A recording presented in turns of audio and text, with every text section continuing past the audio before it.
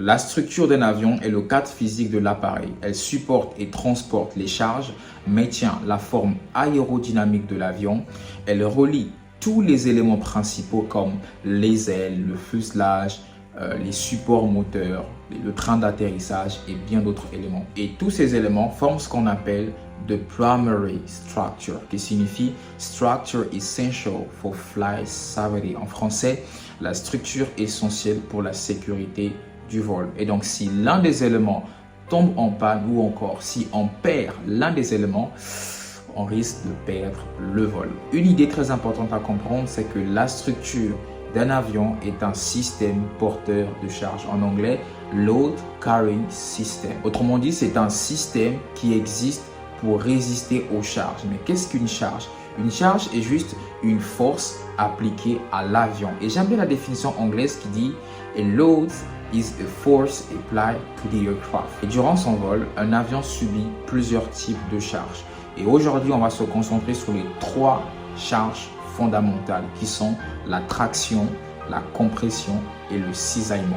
En anglais, tension, compression and shear.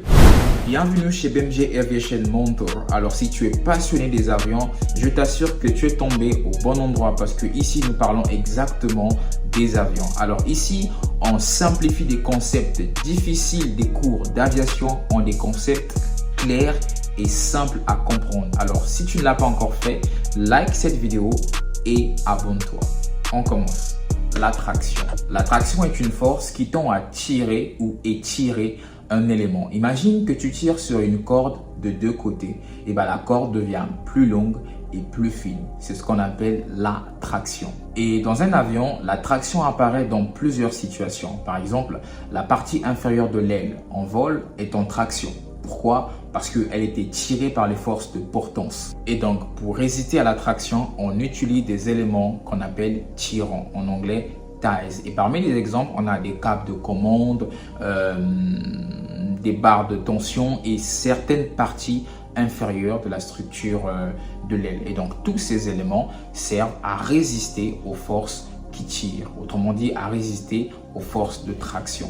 Alors, si la tension est cette force qui tire un matériau, la compression, c'est cette force qui pousse vers l'intérieur. Ma règle est cassée. Donc, je vais utiliser celui-là. Donc, la compression, c'est cette force qui pousse vers l'intérieur. Et ne te casse pas. On va le voir tout de suite.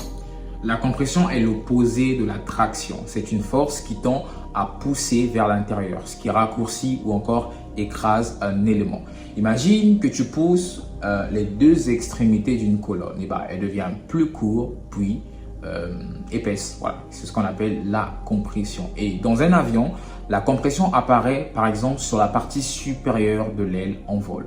Et les éléments conçus pour résister à la compression sont appelés entretoises ou encore mentons, ce qu'on appelle en anglais struts. Comme exemple, nous avons les entretoises d'aile, en anglais wing strut, et les supports structurels. Et quand on regarde la définition de la compression, on peut comprendre que la compression a pas mal d'effets comme la réduction de la longueur et la possibilité d'un écrasement. Donc, cette facilité d'écraser un élément et surtout le flambage qu'on appelle en anglais buckling. C'est quoi le buckling? Alors, le flambage ou encore le buckling, c'est lorsque un élément se déforme brusquement sur le côté sous l'effet de la compression. C'est aussi très simple à comprendre et à savoir, très simple à mémoriser. La 3e charge que nous allons voir, le cisaillement. Alors, c'est quoi le cisaillement? C'est une force qui tend à faire glisser une partie du matériau sur une autre de manière parallèle. Imagine une paire de ciseaux qui coupe du papier. C'est ce qu'on appelle le cisaillement. Et dans une structure d'avion, le cisaillement fait glisser les matériaux les uns par rapport aux autres.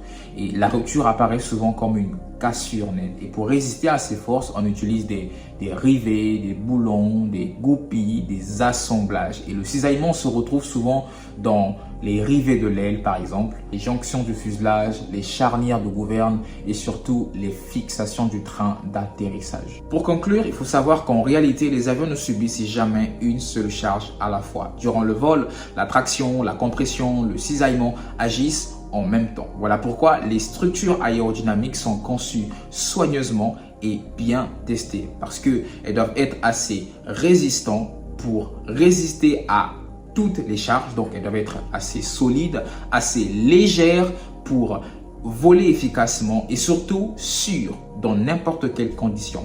Et en aviation, la sécurité ne vient pas du fait de négliger les forces ou encore d'éliminer les charges qui se créent autour de l'avion. Mais au contraire, elle vient du fait de comprendre ces charges et de savoir comment les gérer. Alors, si tu aimais cette vidéo, je t'invite à aller regarder cette vidéo. Pas de moteur, pas de vol. Alors, c'était BMG Aviation Mentor. Ensemble, atteignons les sommets que les autres croient inaccessibles. On se retrouve pour la prochaine vidéo. Ciao!